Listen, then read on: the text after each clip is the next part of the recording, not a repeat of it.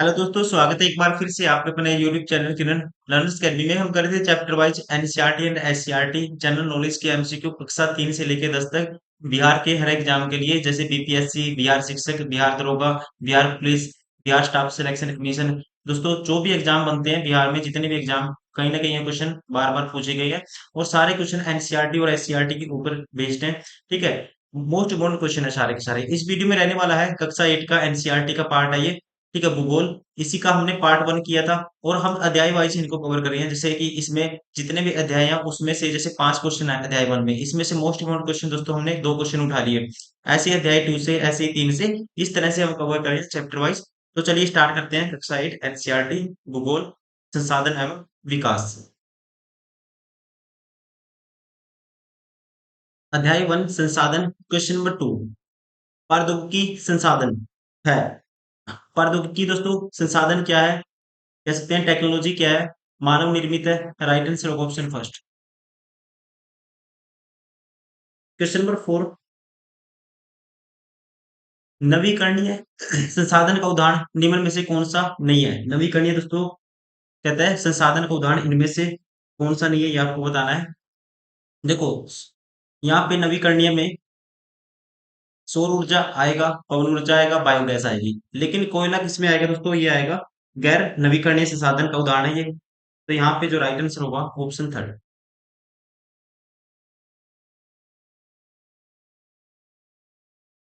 अध्याय 2, question number 2,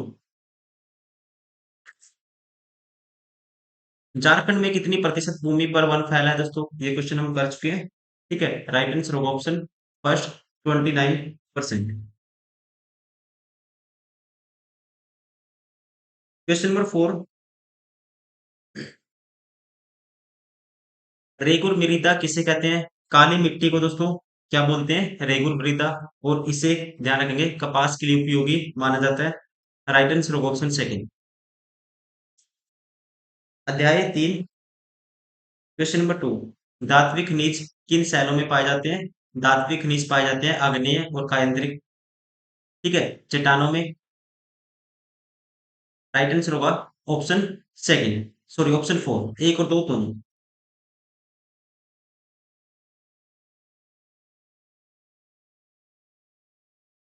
question number 4, चट्टानें कितने प्रकार की होती हैं दोस्तों। चट्टानें कितने प्रकार की होती हैं, तो ध्यान रखेंगे चट्टानें 3 प्रकार की होती हैं, आग्नेय चट्टान, अवसादी चट्टान और रूपांतरित चट्टान। Option third. अध्याय 4, क्वेश्चन नंबर 2, जब फसल का उत्पादन और पशुपालन बाजार में विक्रय हेतु किया जाता है वह कहलाती है, तो उसे कहते हैं वाणिज्यिक कृषि।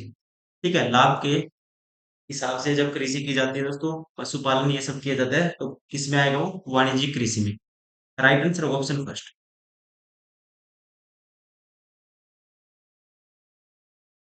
क्वेश्चन नंबर 4, निम्नलिखित वाक्यों पर विचार कीजिए। प्राथमिक गतिविधियों में प्राकृतिक संसाधनों का निष्कर्षण और उत्पादन शामिल होता है, तो ये अपने आप में क्या है, सही है। बैंकिंग, यातायात, विज्ञापन, द्वितीय द्वितीय गतिविधियों के उदाहरण है दोस्तों, ये गलत है, तृतीय में आते हैं। तृतीय गतिविधियों प्राकृतिक संसाधनों के प्रसंस्करण से संबंधित है, ये भी गलत है। ठीक है, ये प्राथमिक में आएगा, तो एक ही ठीक है। राइट आंसर होगा ऑप्शन थर्ड। अध्याय 5, क्वेश्चन नंबर 2, कौन सा उद्योग विश्व के प्राचीन उद्योगों में से एक है। ठीक है, क्वेश्चन तो ये रिपीट हुए हैं, ध्यान रखेंगे आप। कुछ क्वेश्चन ऐसे मिलेंगे इसमें जो नए हैं, बाकी रिपीट हुए हैं, जो आपने कर लिए उस पर इतना ध्यान नहीं देंगे, बस रिवाइज करेंगे उसको। तो यहाँ पे राइट आंसर होगा सबसे प्राचीनतम में कौन सा उद्योग आएगा, ये आएगा सूती वस्त्र उद्योग। क्वेश्चन नंबर 4, उद्योगों को किस आधार पर वर्गीकृत किया जाता है। उद्योगों को दोस्तों किस आधार पर वर्गीकृत किया जाता है। कच्चा माल के आधार पर, आकार के आधार पर, स्वामित्व के आधार पर। राइट आंसर होगा ऑप्शन 4, उपरोक्त सभी। अध्याय 6, क्वेश्चन नंबर 2, प्राकृतिक वृद्धि दर क्या है।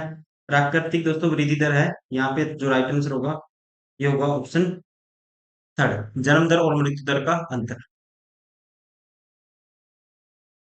क्वेश्चन नंबर 4, जनसंख्या पिरामिड क्या है दोस्तों। ठीक है, ये क्वेश्चन भी हम कर चुके हैं। जनसंख्या पिरामिड क्या है? जनसंख्या का आयु लिंग संगठन का आलेखीय निरूपण। राइट आंसर होगा ऑप्शन सेकंड।